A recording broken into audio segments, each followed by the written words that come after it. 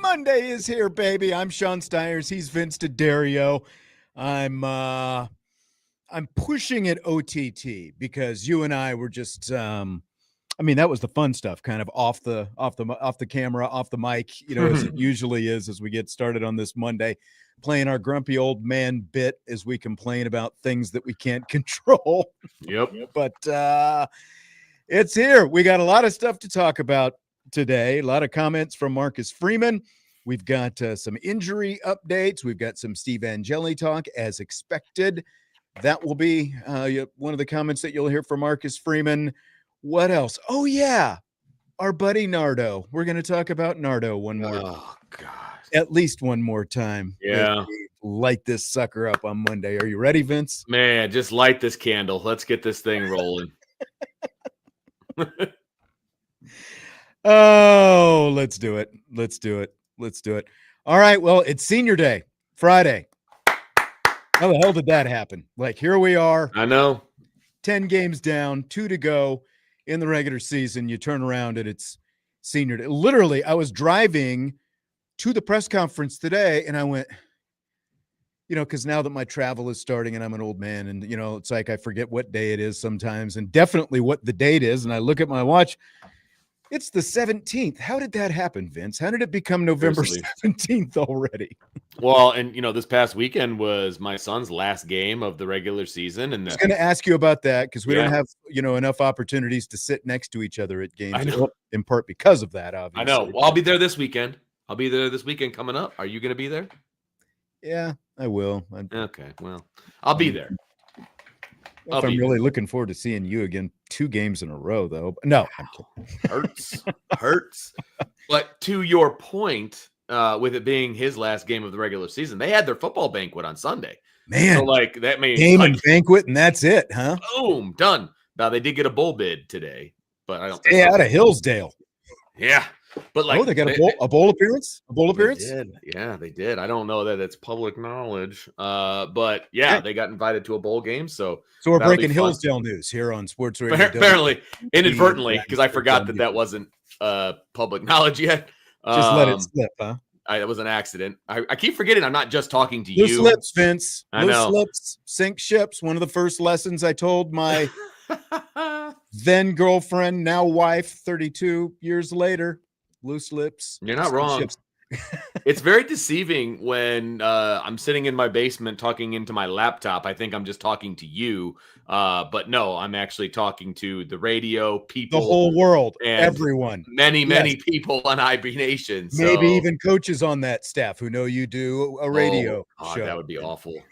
That would not be good. Especially now the season is, for the most part, over. That's true. Got a little bit of extra time. Yeah, that is very true. But to your point, though, this season has flown by. Like, this season has absolutely flown by. And where did it go? Like, where did this season go? Like, that's the question. I know. That is the question. I don't have the answer for it. Right. But it just means we're old and time goes by that much faster. Very true. We do have the answer to Notre Dame Pittsburgh Saturday. A 37 rather to 15 thrashing of 22nd ranked Pittsburgh. Before we hear from Marcus Freeman, Vince, your top takeaway from that game was blank. My top takeaway was that Notre Dame's a really good football team and that Coach Narduzzi is super annoying. Those are 2 takeaways, but I'll accept them as thank you. Flash. It was like one train of knowledge or train of thought there. Notre Dame's a good football team, and they did not have their A game offensively, and they still absolutely put it to Pitt. And it was very entertaining to watch. You know what I mean? And that says something about a team. About this team that They're playing a ranked team. College game day is there. It's a big deal. All these national talking heads are saying that Notre Dame's going to struggle to run the football, all of these things. And they just go out there and basically do whatever they want. And the only reason that Pitt put points on the board were self-inflicted wounds by Notre Dame. Like, that was just a butt whooping. I will give Pat McAfee, some credit, because even sitting next to Aaron Donald, and even after ripping his shirt off, and then Aaron Donald rips his shirt off when they're making the picks on this Notre Dame Pittsburgh game, with Aaron Donald sitting right there on the field at Acrisure Stadium, I thought McAfee was going to go Pitt for sure. But I know, me too. He took Notre Dame. Unlike that guy sitting down at the end of the road, Desmond Howard. He's an idiot, man. Like, pretty tough. And and I get it. If that's really your heart, that's really your conviction, and you really think Pittsburgh has a chance to beat Notre Dame, okay. But it's like with Desmond, is it really more about he wanted Pitt to beat Notre Dame because he wants Michigan to have a chance to move up and all that kind of stuff? Feels like that a lot with some picks, spite picks and whatever else. But look, this was a ranked opponent, and Notre Dame beat them down and outclassed them from the word go, and really from even before the word go, before they ever stepped foot on the field. I think they were beaten before they ever stepped foot on the field. We were kind of texting about that today. Jesse was at the game, and he was at the stands, and tomorrow you get to hear some of his annoyances with with Pitt fans and their annoyances with him. But that's like, Notre Dame lives deeply, and I mean deeply, in Nardo's head. And get them out. And I think that his team played like a team that was defeated before it ever stepped foot on the field. They were just outclassed athletically, physically, and in every way, shape, and form. They were outclassed, and I think it starts with a head coach and it works its way down. Well, we'll get to Nardo here in a minute. Yeah, I mean, he opened his mouth. I gotta jump the gun on that up. Well, he opened his mouth early on in the week, and he was trying to walk it back literally the rest of the week, because he knew that probably wasn't the most intelligent thing to say. He had no choice. If you're going to stand up at a microphone before you play the best team on your schedule, and you're going to say stupid things like that, it's going to come back on you. Sorry, 100%. Pat Narduzzi. Absolutely. He was trying to walk it back, even like he went on game day an hour and 45 minutes before his game kicked off, by the way, because I checked the time. An hour and 45 minutes before his game kicked off. He's on the game day set trying to walk back these comments that he made. Like, dude, you say stupid things, you win stupid prizes. Like, that's how that works. It's Saturday. It's game day. Yeah. Like, okay, you can try all you want, but your team heard it and everybody else heard it. Exactly. So, that's correct. They were just, I expected more of a fight from Pittsburgh, and it's, I mean, they had it started another narrative, but I just feel like they were completely outclassed. It has nothing to do with how hard they were trying. They were just outclassed and outplayed in every way. And they did some things, offensively that made sense, but it didn't matter. You know what I mean? Like, they did a good job of getting that running back out in space and, getting in the football and doing some different things. Like, it made sense what they were trying to do. Notre Dame's defense was that much better. Like, they couldn't get anything accomplished because of what Notre Dame's defense did to them. Top to bottom, Notre Dame outclassed. Chris Ash and Notre Dame's defense looked like they had Pitt's playbook, and they were just, did they have Connor Stallions on the sideline over there with them? That's what it looked like. They anticipated virtually everything that was going to happen, with very few exceptions from start to finish. You brought up Chris Ash. I'd like to say something here real quick about Chris Ash. I hear this. Yeah. So I've been seeing going around on social media that everybody owes Chris Ash an apology. And somebody even like typed up like an apology letter that they want everybody to like sign, like this whole thing, right? No one owes Chris Ash an apology. Here we go. Vince is gonna dig in. He's gonna keep his hold on. He's gonna keep his spitefulness against Chris Ash. Okay. No, hold on a second. Okay. Two things can be true at the same time. Okay. Because he was very poor early on in the season. He was. It's very poor. He's been really, really, really good the last few weeks of the season. Right. Like, those two things can both be true. You know what I mean? Like, but I don't know an apology for calling him out early on in the season. Nobody does. No one needs to apologize to him. No, not at all. But And I can also and he doesn't appreciate need that he's to doing well. apologize, for like the other way around. It was his philosophy. Maybe things weren't communicated what exactly it should look like. Sure. But at the same time, the unfortunate situation is if you win either one of those two games at the start of the schedule where they struggled as much, you are all but a lock to be in the playoffs. 100%. Right, but because you lost both of those games, you are like you're still more in than out right now. But we're going to talk about tomorrow's rankings when they come out in rapid fire in the second hour of the show. There's obviously some reason for concern. And I don't think that Texas, for example, is done with their say yet, because they've got Texas A&M coming up next week. And that's potential bullet point. And even Miami, they're not done if they finish strong, because, Pitt plays Miami. So, let's see. Well, we'll talk about Narduzzi's comments after the game, but let's see if Pitt can go up and beat Miami. If they can do that, then I don't want to hear Todd talk anymore. Yeah, that's for sure. Since this Notre Dame game didn't matter, that Pitt Miami game matters a lot. Yeah. So the Pitt Panthers better at least be in that game, late in the game, fourth quarter. It better be a one possession game. Yep. If that's the game that really matters. And the game after, these last two ACC games, if those are the games that actually matter, your team better be ready to go. Yeah. And they better put up more of a fight than what they did against Notre Dame on Saturday. 100%. 100%. So I just wanted to get that out there. I think he's doing a bang up job right now.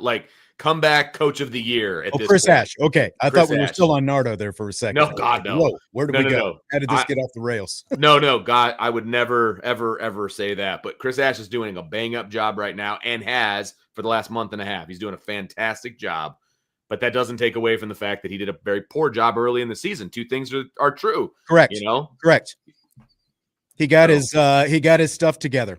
Yeah, absolutely. That's all you can ask for. And that's great. He saw the woes of his ways, and they're playing lights out football. Absolutely. That's what you need in November. And if Notre Dame is able to get its ticket punched into the playoffs, that's all that matters. Once you're in, you've got as good a chance as any of the other 11 teams. That's right. That are in there. All resumes are wiped clean. It's time to just win ball games. That's all that matters. Right. So, Yep.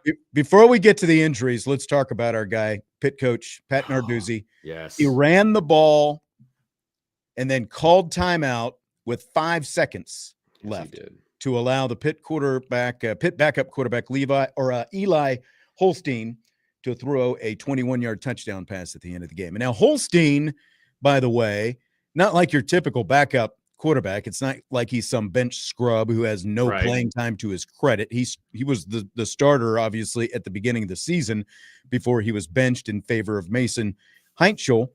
So Holstein is in at the end of the game, and after the game, Marcus Freeman was asked his thoughts on that decision, the decision to call the timeout with 5 seconds left before the 21-yard touchdown pass, and if Pat Narduzzi had anything to say during their drive-by handshake that was caught on camera at the end of the game. I wanted to go celebrate, but here's what I tell you. I'll answer this in this way. To each their own, you know what I mean? I don't ever comment on about another program, but also I don't have time to think about that. They called a timeout. All right, guys, let's get them stopped, right? And that's my challenge with our guys. I don't know what exactly happened and how they scored on the last play. We got to evaluate it, but they called a timeout. Let's go. We got to win. We got to win this play. So that, as you feel really good about how the defense played the whole, I don't care who's in the game. You don't give up that touchdown at the very end. And so that's how I look at it. It was interesting. I was at the basketball game, the women's basketball game, and we'll touch on that, man, in rapid fire as well. But I saw the social media, people tweeting the video handshake, and Brian's Balloons LLC says, I love Freeman pulling his hand away, get off me. And that is definitely like Narduzzi wanted to go in for the, hand around the neck, come in for the bro hug, and I'm going to whisper. This is the whisper that he didn't want any part of. That's my guess. Freeman was like, I don't need to hear any of this nonsense. I'm moving on. Ain't nobody got time for that. So what did you think about all of this, Vince? The whole sequence or the way wherever you want to go. Okay. You heard what Freeman's comments were. Okay. So yeah. The calling a timeout with 5 seconds to go. Like, I understand what Marcus Freeman is saying. Like, I get it. You, at the end of the day, you got to stop him. Like, I get it. Okay. But that was still Bush League play. That was a Bush League move to call timeout with 5 seconds to go on the 21-yard line. Like, you ran the ball. That's what you were supposed to do. And then you're supposed to walk across and shake hands. Like, that's it. You ran one extra play that you didn't need to run. You didn't need to call timeout there. That was a waste of everybody's time. It's not like you were going to win the game. You were just trying to put some points on the board. And again, I get where Marcus Freeman's coming from with at least with what he said afterwards. Like, I'm not going to comment on somebody else's program. They can do whatever they need to do. It's our job to stop them. All of those things are true. But there's also, like the how do you want to say it? The unwritten rules, like there are in baseball. Like the kind of the unwritten rules, if you're getting your butt handed to you at the end of the game, just run the ball and let the time go out. Like, let's all move on. Again, like to each his own, as Marcus Freeman said. Sure. And at the end of the day, I've always said, you coach your team, I coach my team. Like whichever, Marcus Freeman coaches his team, Pat Narduzzi coaches his. Now, like Marcus Freeman, when he's had subs in, he's had no problem continuing to throw, give them a chance to run the offense. I guess you can say Pat Narduzzi was doing that, but I just feel like this goes because again, like this guy Holstein was the starter at the start of the season. So this wasn't like even a Kenny Minchie situation where this guy has gotten a handful of meaningful reps. Like he had tons of meaningful reps and they stunk it up at the beginning of the season. Mm-hmm. This to me is much more about going back to Pat Narduzzi hates Notre Dame, and Pat Narduzzi despises Notre Dame for the fact that they're not in a conference. He is on record. He has said that multiple times over and over. The references that he made a week ago today at his press conference were a direct shot at that. This game doesn't mean anything. It's not a conference game. Okay, join the choir. We know what Pat Narduzzi is all about. And this went to Pat Narduzzi trying to make that final score look a little bit better than it actually was, and trying to also make Notre Dame's win not look quite as lopsided at the end of the day as well. I think that it was much more about that than anything else. And no, I don't think Marcus Freeman needed to give Narduzzi the time of the day. I mean, agreed. Narduzzi and James Franklin should they they feel like they're a couple little step brothers trading Christmas cards at the end of the day. Did we just become best friends? Are they, who's on the top bunk? Who's on the bottom bunk in the Narduzzi, James Franklin? Yeah. They're in the same conference now. So maybe they'll be able to bond at the conference media day next year. Right. Hang out together. But there was no point in calling a timeout. You can run, like somebody in the chat said, you run your offense, you get better, blah, blah, blah, blah, blah. Those are all backups. You're not getting any better by running that last play. All you're doing is potentially getting somebody hurt. That's my opinion. There's no reason to call a timeout there. You want to run your offense, that's fine. He had two timeouts as well. Like, where were the timeouts the rest of that exactly drive? He was really and again, he ran the ball the play before that, and it looked like, we're gonna run the ball, and then we're just gonna end this thing. And that's what Joe Tessitore was essentially saying during the broadcast. He thought that they just ran the ball. This game is probably, nope, he called timeout, and there's 5 seconds left, and there's one more play. To each his own. Whatever, to each his own. Yep, to each his own. And it can still be Bush. I've got no problem with it because Marcus Freeman has shown that he's willing to do that kind of stuff with his backups in the game. And so I've got no problem from that aspect. I just feel like the problem I have is it's Pat Narduzzi, and it runs much deeper than just calling a timeout to let your backups run an extra play and see if they can score. Much deeper.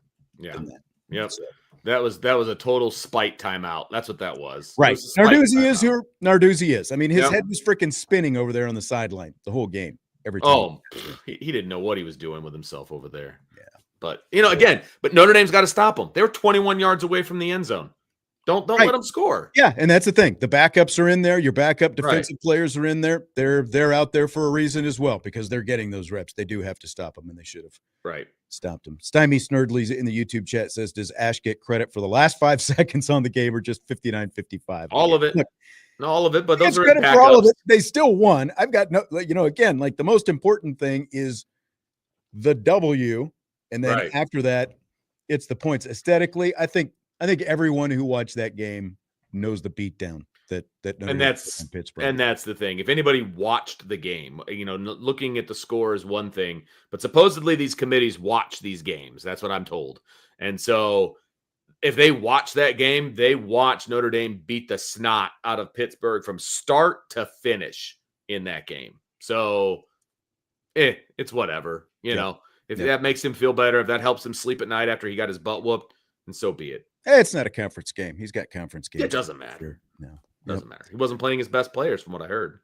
Let's take a break. When we come back, Marcus Freeman talked about the injuries to Jaden Greathouse and Gabriel Rubio today. He also talked about Steve Angeli possibly coming back to Notre Dame Stadium this weekend. We will hear his thoughts on those things and more when we return on a Hoppin' Monday. Budweiser's Weekday Sports Beat with IrishBreakdown.com.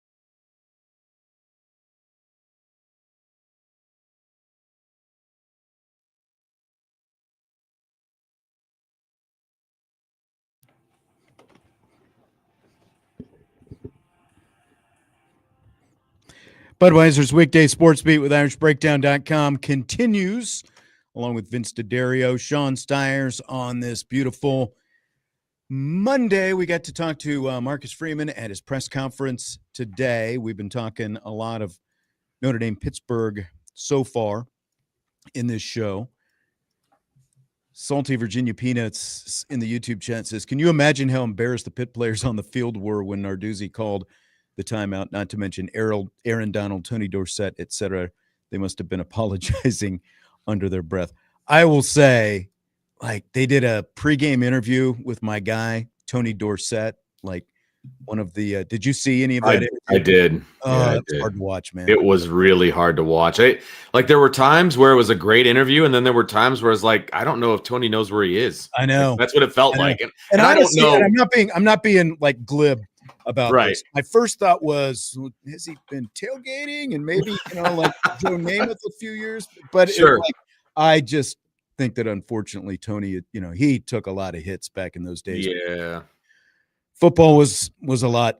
A lot different. One way or the, but yeah, he was like, because there was something where like whoever was interviewing him, she said something. He was like, "Oh yeah, I was going to say that," something like that. Yeah, because she was talking about like how many yards he had against Notre Dame and like the whole thing, and he's like, I wasn't really going to say that, or I was going to say that. Yeah, it felt a little off, and she quickly transitioned to Jerome Bettis. Yes, which was the good move at that point. Even though I think she asked Jerome Bettis about playing against Notre Dame, but maybe her mind just kind of took a little glitch for a minute because she knew she had to get off Tony Dorsett. Yeah. TD was obviously awesome. One of the greatest players in NFL. Oh my history. gosh. One of my favorites from, my childhood, from those Cowboys glory days, not from the Pitt glory days, but from the Cowboys glory days. But yeah, that was rough. That was rough. So Notre Dame receiver Jaden Greathouse missed the game Saturday against Pittsburgh. It's the 6th straight game that he has missed with the hamstring injury. And on the injury report that Notre Dame released today, he is the only player listed as questionable. They have a handful listed as out. He's the only questionable player for this week's game. So I asked Marcus Freeman if there's been any discussion about just setting him down these last couple games, let him get healthy, and then hopefully have him ready to go for whatever is to come in December. And here's what Freeman said. Like we had a discussion recently, and just that it's very similar to what I just said about James Flanagan, and it's taken him longer than we thought to get healthy, but he's probably he's close to being healthy right now as he's been. But is it right for him to? Is it right for us to make him play these last 2 games and cost him a year if we can get away with saving him a whole year by not playing him these last 2 games? And so right now that's our mindset, is if we don't have to play him this week, let's try not to. He'll be ready, but we're going to try to hold off on playing him in hopes of being able to redshirt him for this year and getting, if we play beyond Stanford, then he'll be ready to go. There is Marcus Freeman on Jaden Greathouse. I mean, it just doesn't feel like there's any reason to play him none weeks, does it? 0. And if you can get another year of eligibility, whether that's at Notre Dame or elsewhere, all for the kid. You know what I mean? Like, that makes sense. And Notre Dame does not need Jaden Greathouse to beat Syracuse. They don't need him to beat Stanford. Like, they could put the number 1 jersey on you and they'd be just as good and win just as many games over the next 2. You know what I mean? So like, there's no reason that he should play. And that's about as forthcoming as you're going to get when it comes to what their plan is for a player and like injury status and redshirt status and all that. He's like, we don't have to play him. We're not going to. We're going to save his year. Yeah. And then if we play past Stanford, he's good to go. It's about as direct as you're going to get. I love that answer. Joe says, shouldn't it be up to Greathouse? I mean, that's why they met about it. It was up like to they talked about it. This isn't just the coaching staff / the support staff making this decision for Jaden Greathouse. There's been, obviously, the longer this thing goes on, it's probably become more of a conversation. And why would Jaden Greathouse want, like Freeman, the cut that we played last week, the answer he had last week, he talked about they drew blood out of the hamstring to try to help it heal. And so that, like, this goes beyond just your run of the mill hamstring tweak or pull or whatever. It's obviously a very severe injury to have to go to those lengths. So it just feels like you've missed this much time as it is. You've only played 4 games, which is the minimum. So why even mess with these next 2 games? Why would Jaden Greathouse want to play in these next 2 games when he can, do as little as possible, rehab as much as possible, and then, again, your eye is toward December, whatever that brings. And maybe if Greathouse is able to be completely healthy, he becomes a little bit of an X factor, secret weapon. Oh my gosh, for Notre Dame at that point. That makes them that much better in December when he comes back. I mean, there's still a month to go before that game would even happen. You know what I mean? And so plenty of time to get him healthy, get him ready to go and ready to roll. So I followed that up with another injured player, Gabe Rubio. The last time Rubio played was October 11th against NC State. So he's been out with an elbow injury that's basically been around 5 weeks since that last game. I asked Freeman if there's hope for him to return maybe next month as well. If we, I mean, you got me talking about things that are uncertain right now, but if we are able to be in postseason play, we expect Gabe Rubio to be back for that.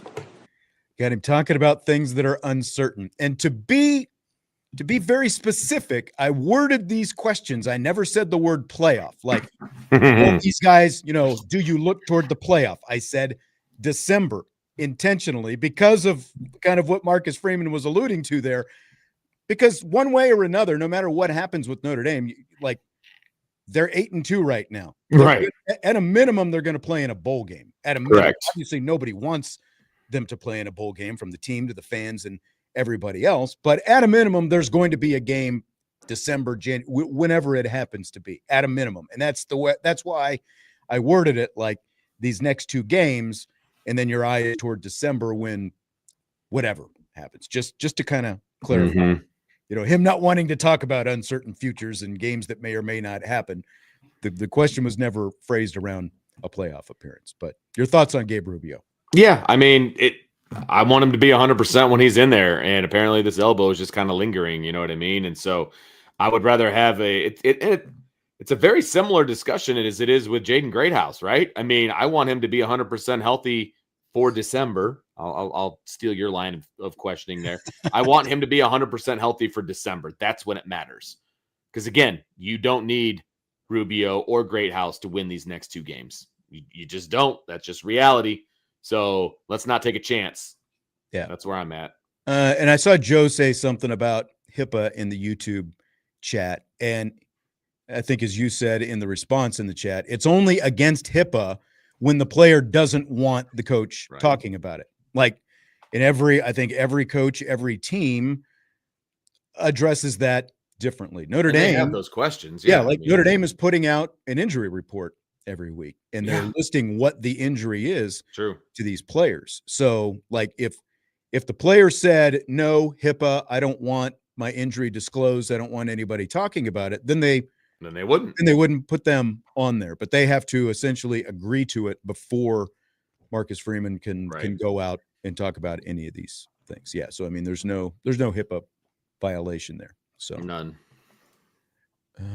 I think there was a 1 or 2 other things. Christopher in the YouTube chat asking if anyone asked about Charles Jagasaw.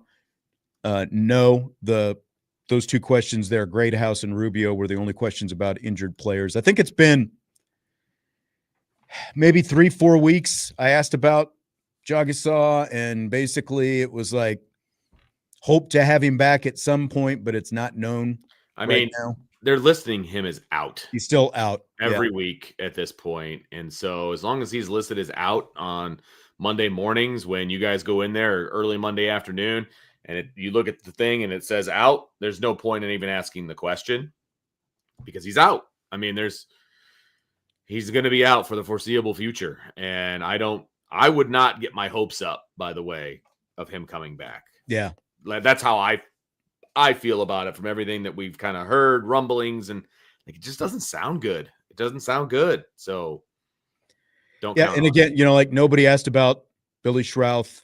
Obviously, again, there D-Rock is saying keep Schrauth out until December. Hope he'll be ready.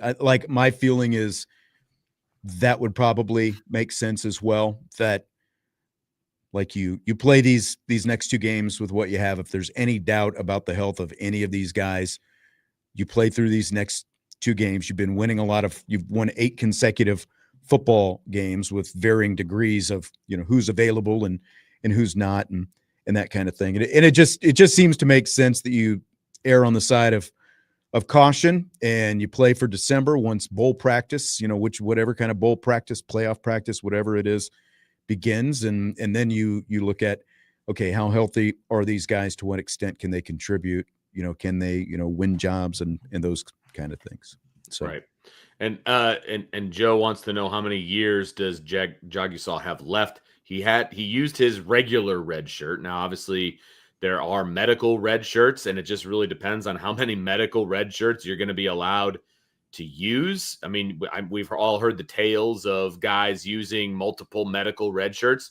He could technically medical red shirt from the 24 season and the 25 season, I suppose, which would make him a freshman status again. But I just saw something over the weekend about a Miami, Ohio quarterback who was in his 7th year, right, who just left the team. So I mean, and yeah, again, it just depends on how many medical red shirts they're going to allow you and how that all Mm-hmm. works. And it also depends on, can he play a full season once he comes back, and how does he look in that season? Because like if he comes back next year and he looks like a first-round NFL draft pick, probably doesn't matter how many seasons of eligibility he's got left. He's probably, if he plays like an first-round pick next year, he's just going to go to the NFL because he's dealt with multiple injuries in his time at Notre Dame, and he's going to go get first-round money and make a lot of money and get paid, I get it. There's NIL. They get paid. It's a lot more when you're a first-round NFL draft pick than even NIL money in college. So, to me, that's a big factor as well. Can he actually get through a whole season uninjured, and how does he look playing in that season? Because, I mean, here's the crazy part. He's in his junior year of college right now. Mm-hmm. He's a junior. And he's played a handful of games. He has played like 5 games. This is the worst injury bug to a player that I can remember, like a top flight player that was inserted into the lineup as a freshman. He just can't stay healthy. I know. And so, unfortunately, we'll see what they do from an eligibility standpoint. But the bottom line is he's never played more than 4 games ever, and he's a junior. Right. So. Exactly.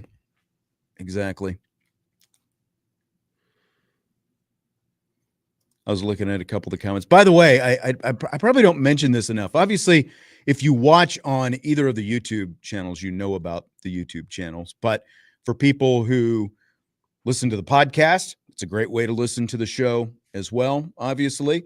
For people who listen to the radio, that's an excellent way to listen to the show. I did it, like the times that I've been driving over to Purcell Pavilion, getting ready to call a Notre Dame women's basketball game.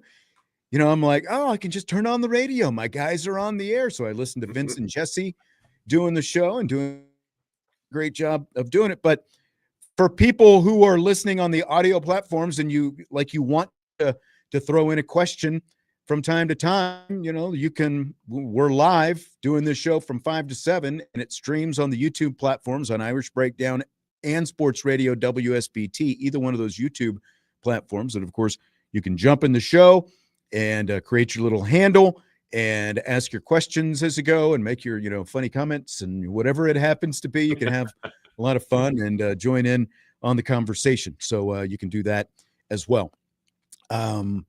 Subscribe while you're there at the Sports Radio WSBT YouTube platform. We're still trying to build that platform up. Yeah. We're getting closer. We're inching closer to our goal of 500 subscribers on the Sports Radio WSBT YouTube site. So jump over there, throw us a subscribe if you don't mind. Got a good crowd in there today. Yeah. Over 250 people in the YouTube channel and all watching this thing go down. So good crowd today. Good lively crowd. I like it. They came to hear us. They came to hear us take our shots at Nardo, man. Well, stick around because I'm sure it's not over. We got more in rapid fire. Trust me. Yes. There'll be more in rapid fire. And I just realized we haven't even touched on the whole late kickoff time at Stanford. So just hold off on that, old man. We're going to hit that in rapid fire here in a few minutes as well. After a break, we're going to come back. Steve Angeli might be coming back to town this weekend. Eric Schmidt missed a field goal. He hit his extra points. There was a question about Eric Schmidt and his kicking, particular kicking situation. And so we will hear Marcus Freeman's comments on those two things coming up next on Budweiser's Weekday Sports Beat with IrishBreakdown.com.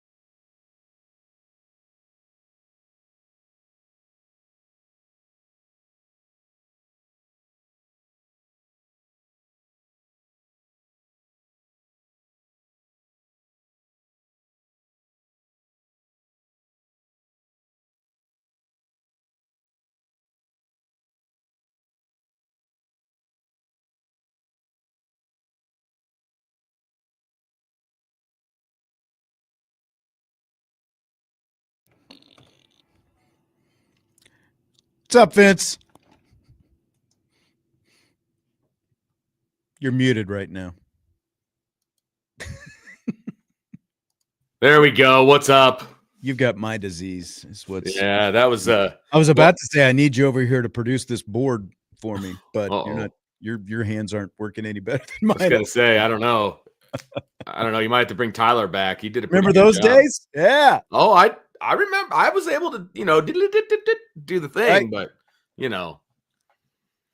that was during COVID when you were nestled all snug in your bed at home doing the show, and I had to slug out to the station and push all the buttons. In no way was that a bad thing, my friend. In no way. Yeah, at all. for you.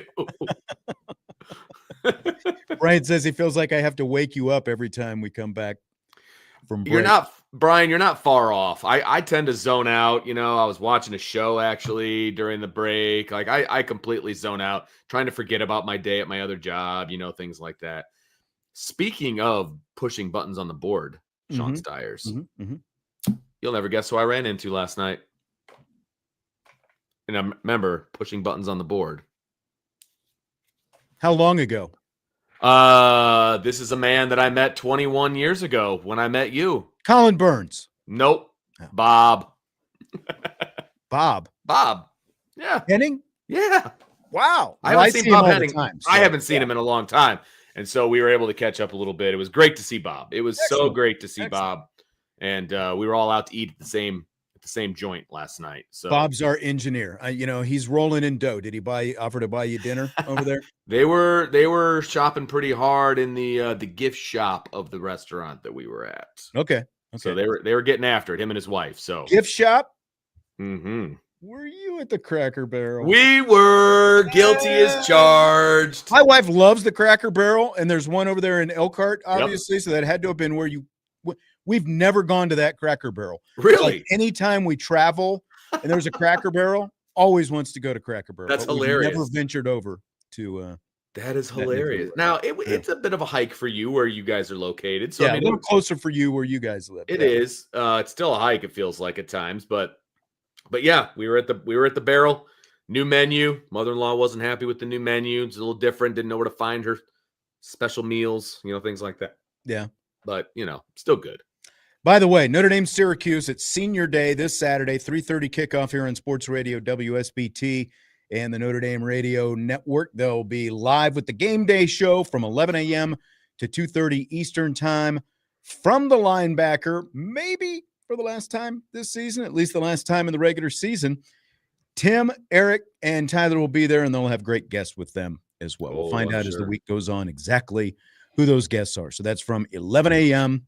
until 2:30 over at the linebacker. Salty wants to know, isn't this better discussed during one of the breaks? You know how hard Brian would ride you if you did this in his chat. Well, we're not in his chat. We're on my show. So our show. Right.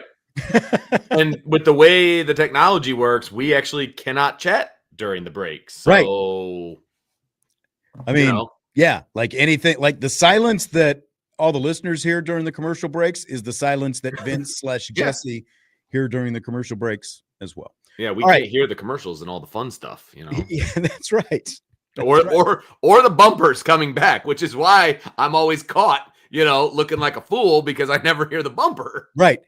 Jesse puts the video block up so people don't see whatever he's doing over there in Cleveland. So yeah, see, I'm not. It's whatever. You want to see me? I know. So then he just has to bring that. Yeah, exactly. Yeah, that's all good. Exactly. All right, a couple more thoughts from Marcus Freeman before we get into rapid fire here in a few minutes in the second hour of the show. Eric Schmidt made all of his extra points Saturday, but he missed his only field goal try. Marcus Freeman talked today about if they thought about giving Schmidt another crack at a field goal later in the game, fourth quarter, when they ended up going for it instead. And here's Marcus Freeman on that. Well, it was under consideration multiple times, even after he missed it, but we had a number. Hey, where's the ball at? What's the first down marker? What's the number that we're either going to go for it, the yardage that we're going to go for it, or we would kick it? And I always communicate that with Coach Denbrock and say, hey, 3 or 4 or 5's a go in this situation. And so we just kept putting the ball in a situation where we were going to go for it, just using the analytics, using my gut. But it wasn't that I wasn't willing to kick him. We just got to, as you look at that kick, there's answers why it happened, but how are we going to have a routine to fix it? Right? I know I don't love to look at just results, but I don't know how to kick a field goal. Right? I don't know the exact technique. Coach Biaggi does and Eric does, and let's just make sure we're consistently using that technique so that ball goes through the uprights. And so I haven't lost confidence in him, but we got to keep getting better, and we got to be better in practice. I'm going to evaluate the results in practice, right, and be as we get ready to go into the game. haven't lost confidence in Eric Schmidt. And you heard the long explanation there. What do you think of all that?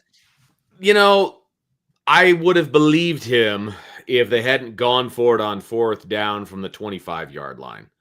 And that was like the last series of the game, but there was still like 6 minutes left, and they went for it and they only got 4 out of the 5 yards that they needed. And so they ended up turning it over on downs.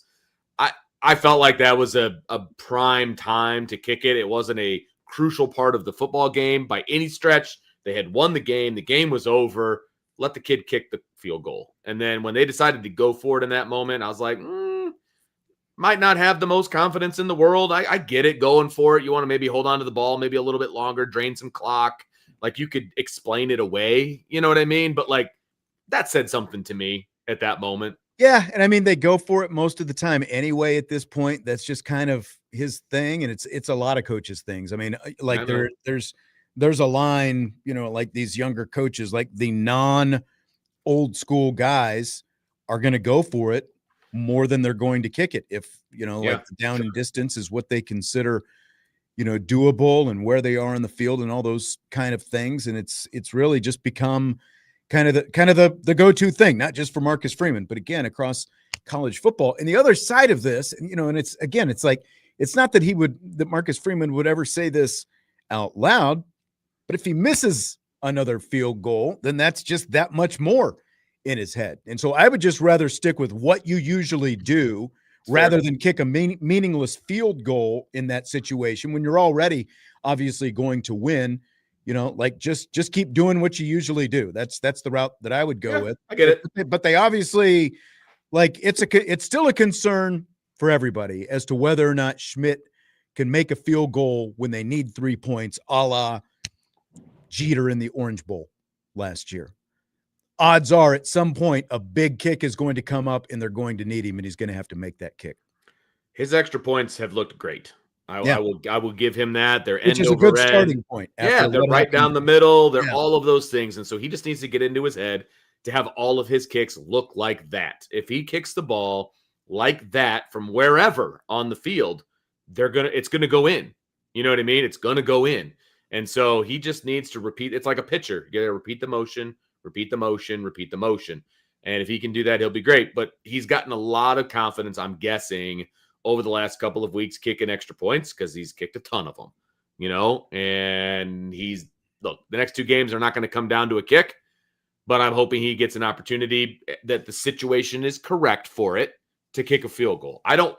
To your point, Sean, I don't want the staff going out of their way to kick a field goal when they don't need to. You know what I mean? And, look, even the one that he attempted and missed, I didn't really like the play calls that led up to that, like the approach that they had. I felt like because of where they were on the field and because of the uncertainty with the kicking, they should have been playing 3rd down as, like this is a 4-down situation and gone with something that would have gotten them, maybe at least 3 to 4 yards out of it. And then it's a much more manageable 4th down situation, and you don't have to worry about even, kicking the field goal in that situation. And like, it's not the first time that kind of stuff has happened, but it's just, as the head coach and the special teams coordinator, there's always that in the back of your head that you've got these issues. And like when Schmidt missed that first field goal, it was still a game that was in question. So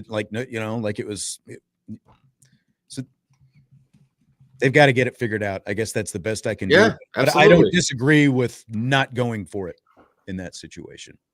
All right, real quick, Steve Angeli may or may not be coming back to Notre Dame this weekend. Of course, Angeli transferred to Syracuse out of the spring. He won the starting job there before a knee injury, ended his season after Syracuse's win at Clemson in September. And Marcus Freeman talked about a potential reunion with Steve Angeli this weekend.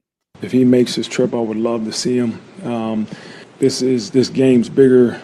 I know we're evaluated on wins and losses, but, for me, in my position, it's about people, and it's about helping young people ultimately have success, right, on and off the field. And Steve is a guy that gave everything he's gotten to this place when he was here. And I am, like I told him when he decided to leave, that the relationship between a coach and a player doesn't stop once you're gone. I'm always supporting him.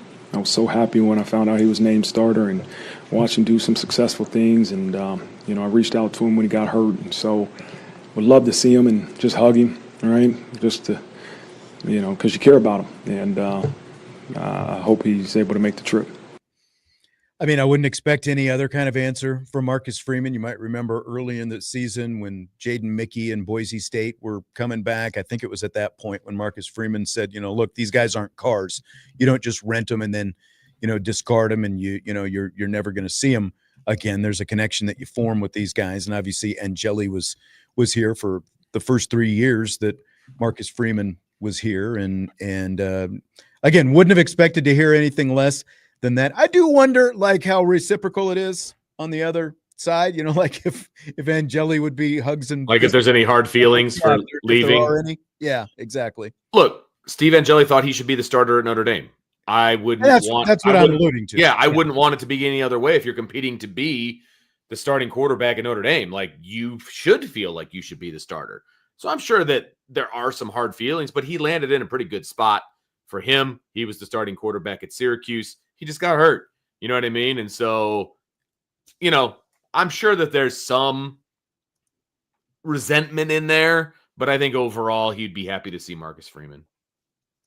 Do you think Syracuse would bring him just because he did play here? Yeah, I do. I would hope that they would. It doesn't cost them anything. Assuming he wants to come back. Good point. No, that is a very good point, but I'm pretty sure, now one has nothing to do with the other, but Phil Dracovic made the trip back to Notre Dame when he was playing at Pitt, I do believe. And there was a lot of spite there. A ton of spite, but he came on the trip because I remember him being there. The whole cultural, appropriation. Tripping God. up to Boston and all that kind of good ridiculous. stuff. But, if he wants to come, he can come. He'll just get on the team charter and, head out to South Bend. Yeah.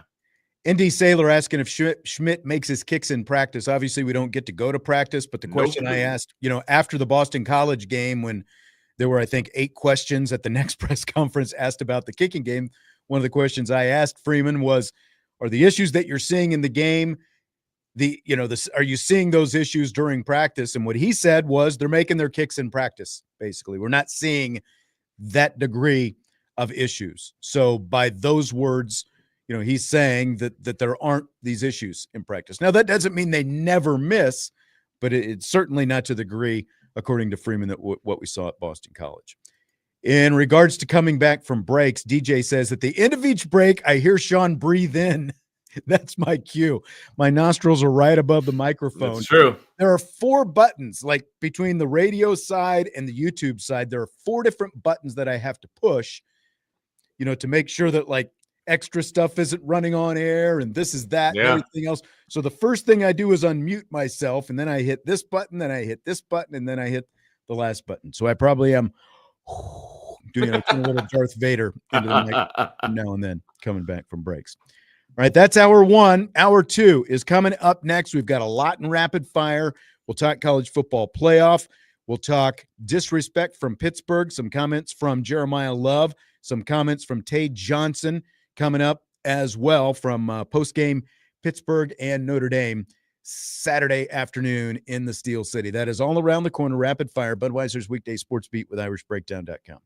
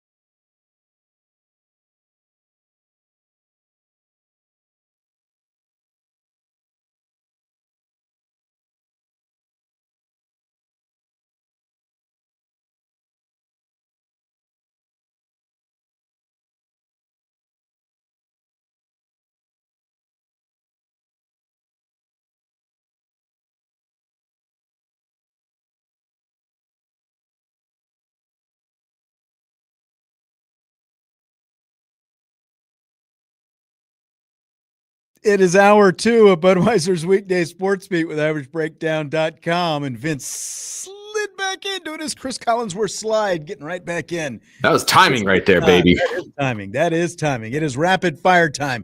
Are you ready for it, sir? I am so ready for rapid fire.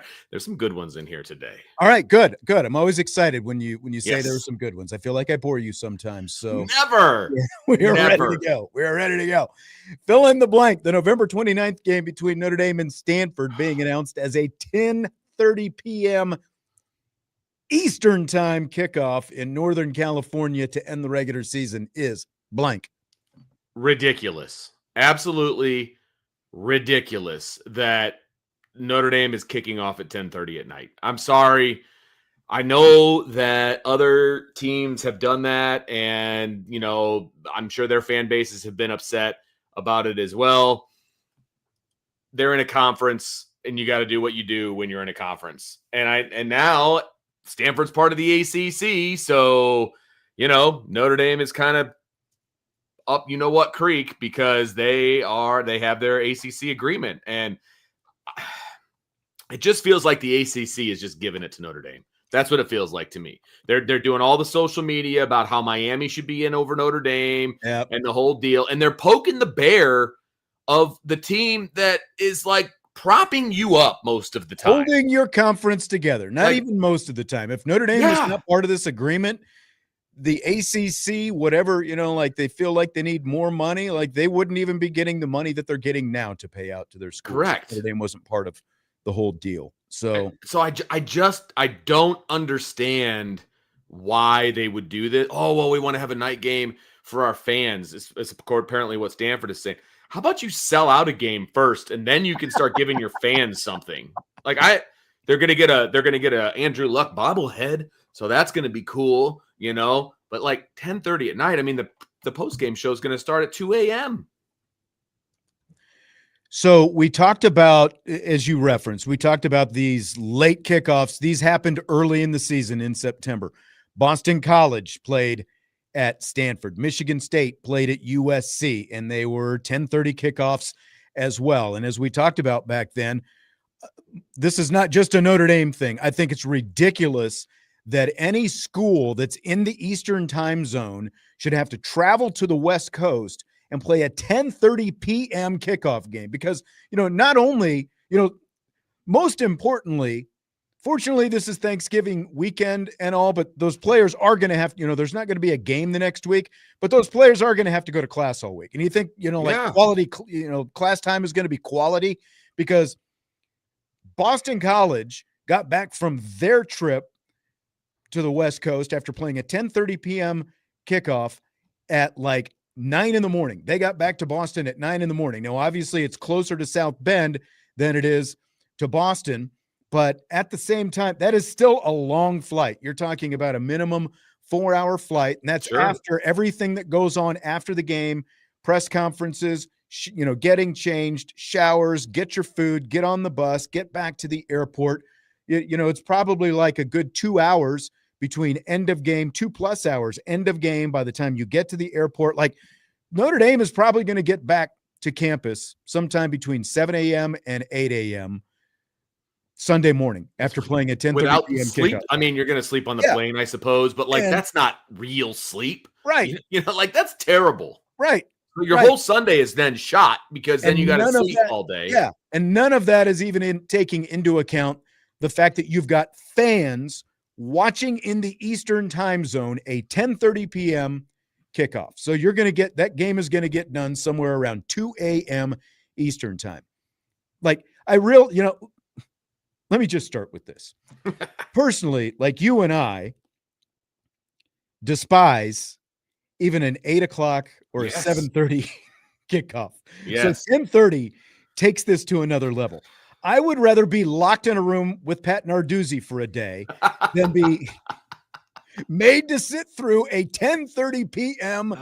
kickoff time. I don't even know how my brain is going to adapt to that. This is just an insult to the effects of tryptophan on the human psyche, for one thing, because don't forget this is Thanksgiving weekend. 10:30 p.m. on a Saturday Yeah. night. It makes me rethink my whole strategy about giving up the idea of walking the earth, meeting people, and getting in adventures like Cane and Kung Fu. Like, I don't know what I'm doing with my life right now, Vince. At 10:30, I never thought that this would happen, that Notre Dame would have a 10:30 p.m. Eastern time kickoff. But here we are. And, we've talked plenty of different times about just doing away with this Stanford thing. As of right now, there is no Stanford game in the future. Be done with it. Yep. Be gone. If this isn't a reason right here to drop Stanford on its face, I don't know what is. Like, there's no reason to keep them on the schedule if they want to play you at 7:30 local time. None. Zero reason. Yeah. And we're all gonna be forced to be up, watch a kickoff at 10:30 at night. And I realize I'm old and I'm crotchety, and young people have no problem staying up at, whatever. I get it. Yeah, I mean, like ESPN loves this. This is the old Pac-12 after dark time slot. Yeah, right. It's 10:30 p.m. time slot. And like, if I was finishing up like a 7:30 game at Notre Dame Stadium, like we had with Navy a couple of weeks ago, when I come home, I actually don't mind flipping on the TV and, unwinding a little bit. That's after the key, I get home. Unwinding. But this is completely different. Yeah. Yes. This is completely different. And there's no reason that Notre Dame should be playing in this slot. I'm sorry. There's just no reason. Salty Virginia Peanuts in the chat says there's no way that's true, that I would rather spend the day with Narduzzi. He says, because there are limits to how much time someone can spend with Narduzzi in a room. Read the Geneva Convention carefully. Wow. I haven't brushed up on my Geneva Convention lately. Maybe Scott L. Esquire, the lawyer, can find me the Pat Narduzzi effect. It's just the ACC is just turning the screws to Notre Dame. It's like they don't want them anymore. And I guess if I was Notre Dame, I'd be like, well, you're sending a very clear message with your social media posts and with you having Notre Dame as a 10:30 start. You're sending a very clear message that you don't want us a part of your conference anymore. Yeah. Okay. There's other conferences that will take Notre Dame's other sports. I guarantee it. I absolutely guarantee it.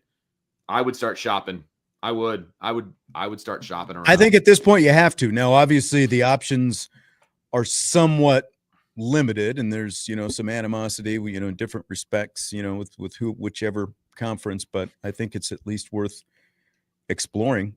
I mean, most of the Big 12 schools as an example would be closer than the ACC schools, especially with the fact that you have Stanford and Cal factored in there. So yep, absolutely. Jalen G says, what day does Notre Dame travel to California? They've done it differently. I think Freeman has done it. The West Coast trips, they've just done a typical day before the game on Friday. Like Brian Kelly at times, and I know back to Charlie Watt, they have done the team gets together, eat their big Thanksgiving feast, and then go get on the plane and fly to the West Coast, which when you think about that for a minute, feeding all those football players, all that food, and then you're getting on a plane and just think about the logistics of what happens, in a 4.5 hour flight. That seems like that could be, its own recipe. So I'm sure that'll be something that'll be asked next week of Marcus Freeman. What's the travel? Yeah, it will be. Yeah. It'll either be Thursday or Friday. No, but again, we got it to look forward to. Thanksgiving Day, or not Thanksgiving Day, Thanksgiving weekend. Notre Dame Stanford, 10:30 p.m. Eastern. Saturday into Sunday. Just absolute ridiculousness. Yeah. And if you're out in the bars, it's awesome. It's sure. It's all just a background while everybody's doing their thing, and hey, another Jello shot and whatever. But here, we have to actually focus on the game and talk about it, and make, and then do a post game show till 5 a.m. Make reasonable remarks about first of all, a game that's going to be terrible. It's going to be an awful football game to witness. And we're all going to have to be holding up our eyeballs to witness this just car accident that is about to take place out in Palo Alto. Correct. Ken Pluto wants to know if this is a Stanford call or the network. I mean, the TV network dictates all these. It's the network, but I'm sure that some influence, I'd say more influence from the ACC than Stanford itself. Yes, absolutely. Stanford has no say when you have the record. And they can like, hey man, we'd love to have a night game at some point, and then they can be like, oh, how about Notre Dame? That kind of like. I'm sure there's discussion, but yes, at the end of the day, it's the network that makes the final. But like even, it's officially winter right now. So even a 7:30 Eastern time kickoff, you're going to get some night, it's not going to be night out there, but like during the game, like the sun is going to set probably, at some point during the first half.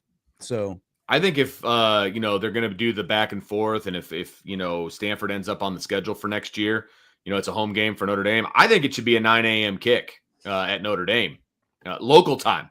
So that's like a 6 a.m. kick for Stanford. I think that's what needs to happen. That's what I'm in favor of. I'm with you. Let's go 9. Let's go kegs and eggs, baby. We'll go early. We'll get this thing over with in time for the, the big noon kickoff, basically. I like it. Pitt looked like they might get a little bit of momentum on their side when they got the pick 6 late in the third quarter Saturday. But here comes Irish safety Adon Shuler, who intercepted the 2-point try and returned it the other way for 2 points in Notre Dame's favor. Scale of 1 to 10, how big was that play, Vince? I think it was a big momentum shift because Pitt did have the momentum at that point. And they had it for about 37 seconds until Pitt snapped the ball for the 2-point conversion and Notre Dame took it to the house. It was like a 105-yard return. And that was very, like, they took whatever momentum Pitt had, gone, absolutely gone, because it's embarrassing to get a 2-point conversion taken back on you. That was an absolute 10. It is, especially where he had to start from.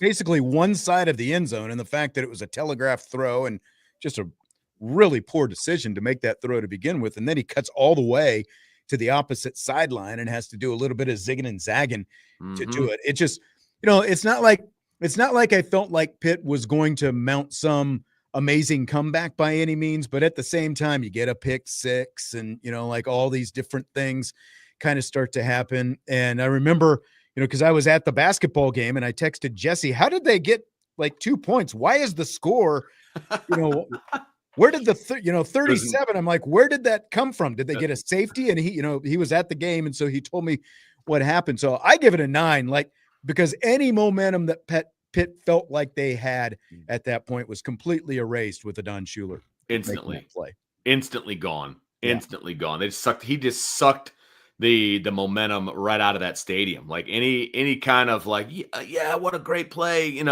gone, just absolutely gone. Yes, exactly. So Fighting Irish safety, Tae Johnson, of course, had a pick 6 in that game. He spoke with the media after the game, after the win over Pittsburgh, and he was asked about Adon Shuler. Here's what Tae Johnson said about his teammate, safety mate, Adon Shuler. Adon, he's a fire starter. So, that kind of what it was for the defense, I think it was on third down if I'm pretty sure, but he's a fire starter. Adon brings the energy to our defense, and that's what we needed in that moment. They got a big play, like I think the first couple plays before that, and for Don to do that, it was a fire starter for our defense. It turned all of our energy up, and that's what we needed. So it was a great play for sure. 3 times he said fire starter in that clip. Tae Johnson talking about Adon Shuler. How do you like that nickname for Shuler, fire starter? I dig it. It's out of the box, that's for sure. Nothing I would have ever guessed. It it doesn't like rhyme with his name or anything like that. I dig it. I dig it. I do too. I loved it. And I was like, oh, fire starter. The first time I heard him say that, I was like, oh, fire starter. That's kind of cool. That's something different. And then he said it again. And then he said it again. It's like, man, this guy is truly like, he obviously, thinks of him as a fire starter. And that's what Shuler did. And, not just that play, but like, think back to that third down, Pitt's first third down of the game, where Shuler just like lights that Pitt wide receiver up, man. He blew him. That might be the biggest hit I've seen by any Notre Dame player this season, was that hit that Shuler laid on him. And I think that definitely set the tone for Notre Dame's defense with like how this game is going to be played, the physicality. And it just really felt like, again, we talked about this earlier in the show, that Pitt wanted none of that. And it absolutely was USMA 87, a totally clean hit. And that's like, anytime you see a big hit these days, that's the first thing you worry about is like, are they Oh, going I to call it a know. blindside hit? Are they going to say Wouldn't have targeting? All surprised these me. different things? He just shoulder to like shoulder, helmet to ball and body. He just lit him up, and that dude wanted none of anybody on Notre Dame's defense the rest of the day. I'm not sure they really wanted anything the whole game, but that definitely set the tone on that hit. I mean, that was Career awesome. decisions. Career decisions. Yeah, That's right. Exactly, 100%. What would your nickname for Tae Johnson be? If Don Schuler is fire starter, what kind of nickname we giving Tae Johnson? That's a great question. Let's see. If he's fire starter, should he be like Flint and Steel or something like that? Like to help start the fire? The like spark. Spark or something. Like I feel like it should be something together that has something to do with starting a fire. You know what I mean? Yeah. I watched that like the remake of The Running Man came out in theaters. Yes. This Was weekend. it good? I haven't seen it yet. Okay. I watched before it came out, they've got the original Running Man with Arnold. Oh. And so I watched that and have you ever seen the original? No, I have never seen the original. I didn't even know there was an original. I think you should watch it came out when you were a young pup still, but I'm like they've got a lot of different, they call them stalkers in that, like guys who were hunting down. It's like a futuristic game show where like the Running Man was Arnold and he was, shot into the mean streets of LA. And then they have like different characters, kind of like pro wrestling, that go out stalking him and literally trying to kill him for a TV show of the future. But like Jim Brown was Fireball, Jesse Ventura was Captain Freedom. Like they had Dynamo and Buzzsaw and Sub-Zero. Buzzsaw, I think, is not a bad one for Tae Johnson when you think about some of the hits that he's made. Like the Igniter, not a character, but like it was like sparking some of the. I kind of like Buzzsaw. Like when you for of Johnson, all the ones that you just said, Buzzsaw is the one. Yeah. I think so. I think so. Make it a thing. Like it doesn't rhyme with Tae Johnson or anything. Just Firestarter doesn't run with a Don Schuler, so it's all good. That's right. So I don't know. We'll see. I doubt it sticks, but that's what I would go with anyway. I think we just run with it. We'll start it. Start it here. Realist LG ND Killer. Okay, says duo should be fire and ice. I feel like there are too many fire and ices though. Yeah, like lightning and thunder. Like thunder and lightning, fire and ice, that a lot. That kind of thing. Yeah. Mike says Sean is Richard Dawson. Who loves you and who do you love? That's right. Right.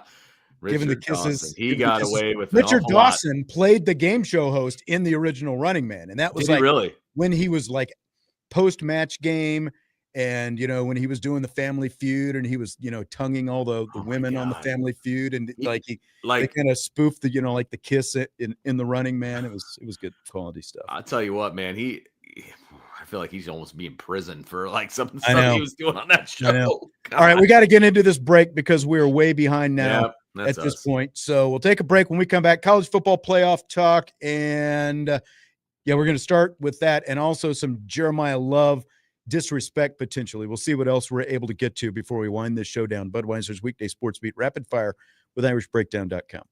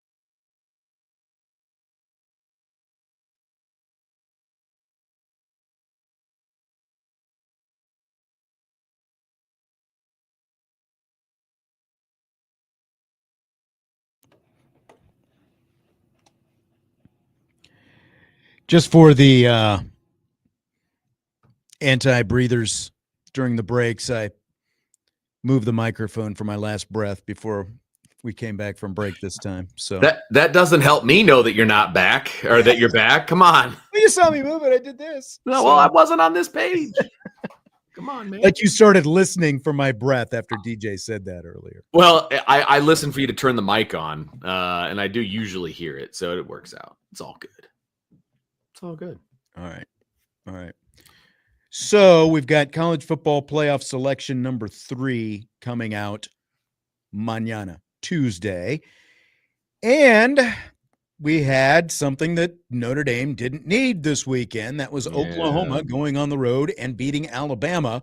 And the Sooners are ahead of Notre Dame at number 8. Alabama is behind the Irish at number 10 in both the AP and coaches polls this week. So on a scale of 1 to 10, how strongly do you feel that the College Football Playoff Committee is going to rank it that way, Vince? Man, it's like a 5. I think that the overwhelming, majority of people think that both Alabama and Oklahoma should be above Notre Dame. And obviously that would drop Notre Dame to number 10. Before the AP poll came out, I was talking to a buddy on the phone and actually it was Brian. And we were, who else am I talk college football with? But we were talking about this and I said, look, don't you think maybe Alabama should drop behind Notre Dame? Not far, like one spot, like behind Notre Dame, because I think their loss to Florida State still really stands out to me as kind of a bit of a deciding factor. Now, again, splitting hairs to a degree, but I think the AP poll got it right. And then the coaches poll did the exact same thing. I have no problem with Oklahoma jumping Notre Dame. That's fine. But with the way everything went, I think the AP poll got it right. I just don't know what the committee is going to do with it. That's the thing. Yeah. And I agree with what you're saying. Like, to an extent, it's a similar situation to Notre Dame last year, that Notre Dame had the big win over Texas A&M, but they obviously followed that with a stinker. How can this ever happen loss to Northern Illinois? And that's obviously what everyone wanted to hold against them all year. I am surprised that we haven't heard more anti-Alabama stuff, with what about losing to Florida State? Now, granted, like when you and Jesse and I were texting about this and I looked at their schedule and I looked at it wrong, I was thinking the biggest feather in their cap was Vanderbilt, but they obviously have the road win over Georgia as well, so that's massive. That's the thing that they have that Notre Dame doesn't. Even though Notre Dame doesn't have a bad loss and Alabama does, Alabama also still has one of the better, if not the best win in all of the country as of right now, with that road win over Georgia. Sure. I don't disagree with that. And that's the thing. It's like, okay, so what does the committee value? The better win or the worse loss? And we're going to find out, because if they value the better win, they'll be ahead of Notre Dame. Mm-hmm. If they value the better loss, then they'll be behind Notre Dame. The AP poll valued the better loss. We'll see what the committee does. I'm not 100% sure. I personally think that the AP poll got it right. But again, I also have a skew towards Notre Dame. I'll admit it. I want to see them do as best as they possibly can. I think a lot will be shaken out as we move forward. And this is only, the third rankings and all of those kinds of things. But I think Oklahoma at 8, Notre Dame at 9, Alabama at 10 is appropriate. Say that again. Oklahoma, Notre Dame, Alabama. Yeah. Oh, I think it's appropriate, but my confidence that it's going to happen is probably along with where you are. You said 5, and that's about where I am as well, because, if nothing else. Now, as I said a couple of weeks ago, the AP and coaches polls after the first college football playoff poll comes out, because remember how, I won't say drastically different, but there were obviously some differences in how the AP and the coaches ranked things. And then the playoff committee poll came out for the first time. And as I said, the AP and the coaches poll will start to mirror what they saw in that CFP. I mean, they're basically copycatting. So sure. I think that has me even more concerned, just because these polls do tend to be at least subtly different. Like these people, like people in the media and the coaches obviously vote with whatever biases and, their righteousness and their senses of right and wrong and everything else. And the fact that they do have Alabama behind Notre Dame kind of makes me concerned that the playoff committee is going to go, no, Notre Dame is going to be 10. Alabama's going to be 9. They're not going to fall that far because they fell 6 spots in the AP and the coaches poll, both with that loss. And again, they've got a better win than Notre Dame has on its resume right now. They have a worse loss, but they also have a better win. It'll be interesting. I still think at worst Notre Dame is 10. And if that's the case, they're obviously still in, which is the most important thing. And at the end of the day, that's all I want for Notre Dame. But when the final rankings come out, I just want them to be in because at that point they can just take care of whatever business that they need to take care of. I just want them to be in. So I think worst case that they're 10. I'm hoping that they're 9. Like that's where I'm at. But things also start to get dicey at this point. If Notre Dame does end up being number 10, like Facilitate, where was it? I think I already accidentally got rid of the start. Facilitate said he thinks that they will be at number 8. I think that is I don't think they very wishful thinking that they're going to move up this week. I think that Oklahoma is going to leapfrog past them because of the fact that like I've said all along that Kalen DeBoer's Alabama is not Nick Saban's Alabama, and I think that Kalen DeBoer's Alabama gets benefit of the doubt, kind of, absolutely, like on the drafting off Nick Saban basically, and that whole reputation. They're still a really good football program. I'm not taking anything away. They obviously were on the bubble and just missed the playoff last year. They're still good. They lost, to a good team, but at the same time, I feel like the human polls especially give Alabama much more benefit of the doubt.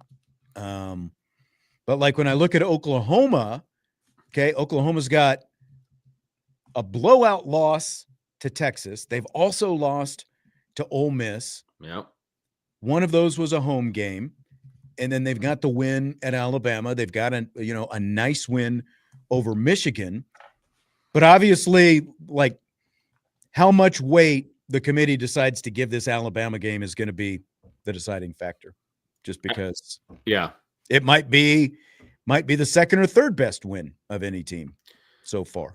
Well, and there's people out there that think, Oregon is going to fall behind Notre Dame. That's not going to happen this week. Now, if they lose to USC, if they lose to USC, yes, I think Oregon falls behind Notre Dame.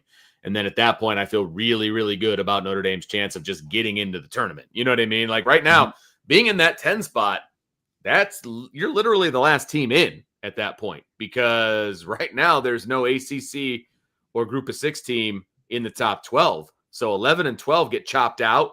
Those two get put in, and 10 is the last spot in. So I feel if you do fall back to 10, you have to start looking in your rearview mirror a little bit to Miami, because the reason, like we talked about that a little bit, the reason that Notre Dame, like that loss to Miami, hasn't been held against them nearly as much is because the way the committee has looked at it. Remember when before the first playoff committee rankings came out, I read through that whole, here's how they do this. And they put these teams in tiers and like round after round of voting and all that stuff to put these teams into tiers. What they do, so they're like, they're like tiers of like 6 teams, I think. It's like 6 and then the next 6 and then the next 6 after that. Well, in the playoff committee's perception so far, the way they've evaluated these teams, Notre Dame has been ranked so far ahead of Miami that they're a tier ahead of Miami, basically. Well, if Miami keeps creeping up and Notre Dame falls back a spot, there's a chance that they could end up in the same tier. And so if that happens, then as the committee has said, then that head-to-head becomes more of a determining factor, because there is a head-to-head with 2 teams in the same tier now, and that could really ultimately end up costing the Irish. So what happens tomorrow is going to be pretty important. Like if they can at least hang there at number 9. I don't think that they're going to move up to number 8, but I'm also not overly optimistic that both Oklahoma and Alabama aren't going to be ahead of Notre Dame when the rankings come out. Yeah. But if they are, it'll be like, or if Notre Dame is ahead of either or both of them, it'll be like, okay, here's the next fan base to hate Notre Dame. Like we're going to see a whole different chorus. Oh yeah, from fan base. It happens to be because it's happened every week so far.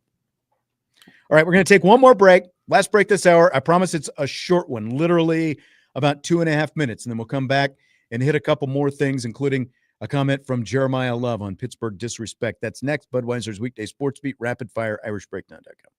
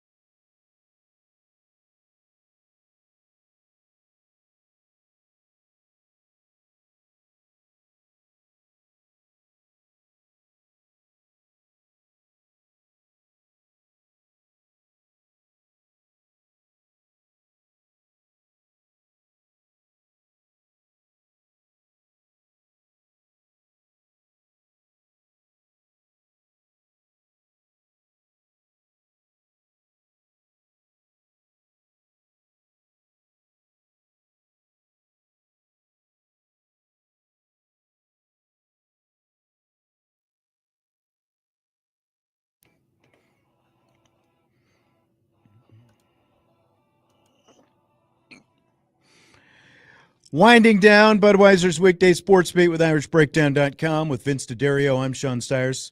We've actually got a little more time than I thought we did here, but I've blown a lot of stuff out because we went behind in the first hour, and then we went long with the first segment of this hour. I thought we've had some good talks tonight. Vince, yeah. talk. Like, go ahead and get a cold one. Thank you. Appreciate you. Can I go now? Sure, why not? Okay.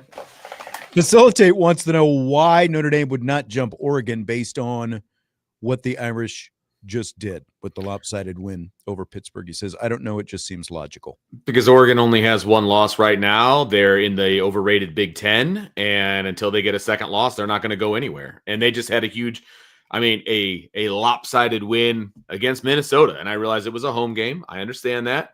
But they're not going to drop Oregon behind Notre Dame after they won. Yeah, they're not going to drop any of those one-loss teams behind any of the two-loss teams as long as they keep winning. Like, that's just like like you say, it sounds logical. It sounds logical from a Notre Dame fan, obviously. Like you want them to be ahead of it. I get it. Pitt was a ranked team, but they're not going to drop any of those one-loss teams behind Notre Dame. Like, Notre Dame is fortunate when you look at the rankings that Oregon is at number 6, because what that means is if Oregon does lose one of these last two games against USC, who obviously Notre Dame has the head-to-head with, and or Washington, which are both rivalry game. Not USC's not rivalry, but like at least they have the connections, back to the Pac-12 and all that kind of stuff. But the Washington game, there's some rivalry there. But they lose either one of those games, and Notre Dame keeps winning. Notre Dame will be ahead of Oregon. Right. I think most of the other 2 lost teams will be. I think that will drop them back. Notre Dame will have probably the strongest case because of the fact that they have the head-to-head over USC. Yeah, no, absolutely. And yes, everyone out there needs to be a USC fan this week because you're going to have to root for them to beat Oregon. If they beat Oregon, Oregon falls behind Notre Dame. End of discussion. And if that happens, Notre Dame's pretty much a lock to get in at that point. So, yeah, go Trojans. Dun, dun, dun, dun, dun, dun. That's all I got. Yeah, I mean, that's all you can do is pull for USC. Right. At this point, pull for USC and hope that somebody knocks off Miami and, kind of sends that, weight floundering, whether or not that's going to happen. I would love for Notre Dame to have a home game in the first round. I just think that is becoming increasingly less likely. Mm-hmm. And if Notre Dame's on the road, they're on the road. That doesn't bother me. Notre Dame's a good road team. At this point, you've got 2 losses, make the playoff, and Yeah. you've got as good a chance Just get in. That's all you can get in, because regardless. if you go on, you're going to go on the road against somebody that's very beatable because they're 5, 6, 7, or 8, right? So you're going against somebody that's beatable, and at that point, then you're neutral sites the rest of the way. So it's fine. Just get in. I agree. I want to look at something here real quick. Yeah, that's what I I think Stymie took a nap this weekend. He says NC State could smack Miami this weekend. Who knows? The unfortunate part about that, Stymie, is Miami smacked Notre Dame or NC State this past weekend, 41-7. So that's not going to happen. All that's left for Miami is at Virginia Tech and at Pittsburgh. So you really need to become a Nardo fan. Virginia Tech, they just got themselves a new coach, so maybe that'll fire them up to go make some noise in that game. You never know. Yeah. Stranger things have happened. All right. Notre Dame men's basketball lost by a point at Ohio State yesterday, a day after the Irish women lost by 39 Michigan. In Detroit, Vince, would you rather stomach the 1-point loss or the blowout loss? Oh, man. Well, I mean, that's tough because Notre Dame had control of that entire Ohio State game and then lost at the end. And that was a tough way to go out. I have a feeling, although I did not watch the women's game, that situation was no longer in doubt for quite a while. And there is a time where you're just like, okay, we didn't get this one. Let's just get through this game and get the heck out of here. Yeah. I would actually rather be blown out. I really would, because from a mental standpoint, when that final buzzer blows, man, I've already turned the page to the next game. It's time to move on. Let's get back on the bus and come back. When you have control the entire game and you lose by a point, man, that guts you for a little while. It is, but this is November, so I realize no coach is just going to cash it in regardless of what kind of loss you're, on whatever end of. Just because you win by, or lose by 1 point doesn't mean, hey, we've turned a corner. We're close, and it's going to happen for us. And just the same as, okay, you lose by 39. That doesn't mean it's the end of the world, and you can't be a different team. By the time March rolls around. But at the same time, I think that at least Micah Shrewsbury, as much as it just like kicks you in the midsection when you lose a 1-point game like that, and you can move past a blowout loss quicker. I think in year 3, where Shrewsbury is, like, it's easier to build on that for the short term, like where there's obviously more questions that have to be answered if you're on the women's side and you lose by 39 points. Like, was I 100% certain they were going to win that game? No. Was I pretty certain that it should at least be a fairly competitive game, for Notre Dame against Michigan? Yeah. And that's what was the most disconcerting, but the other side of this is Michigan had a ton of experience from an NCAA tournament team coming back. They had a 6'3" transfer, Patriot League Player of the Year from Bucknell. What stood out to me was the size factor. Like it was decided. It was definite. And, Michigan's size, they out-rebounded Notre Dame 50-28. And like the size thing was always going to be the biggest concern. And Notre Dame just didn't shoot well. They shot 28% overall. They hit 2 of 22 3-pointers. And that was just as big a factor as the size is they just didn't shoot well, So like there's some things to figure out. They've got a few days, and then they've got USC, another NCAA tournament team coming in on Friday. So not going to get any easier for the short term.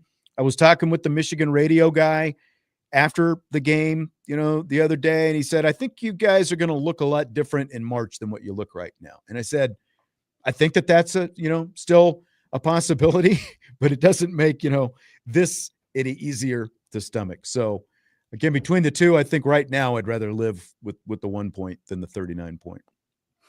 It's fair. And you had to call the 39-point loss, so that's tough too. Yeah. Those games are so hard to call. Oh, man. I mean, especially if you don't have, I'm guessing big game Carol wasn't there. So Karen, excuse me. So that makes it really. It was solo, baby. It was solo. Yeah, that's tough, man. But the network has filled me up with plenty of live reads this year, which is good for the bottom line. But it's like I feel like every time I turn around, I'm working in another live read to these things. So that at least helped fill a little bit of extra time. It's rough, man. There's nothing worse than a blowout.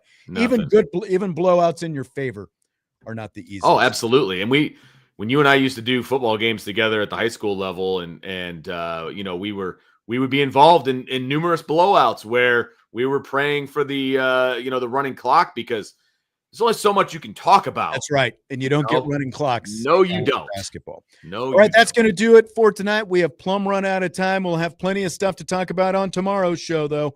Budweiser's Weekday Sports Beat with IrishBreakdown.com. See you, Vince. See you.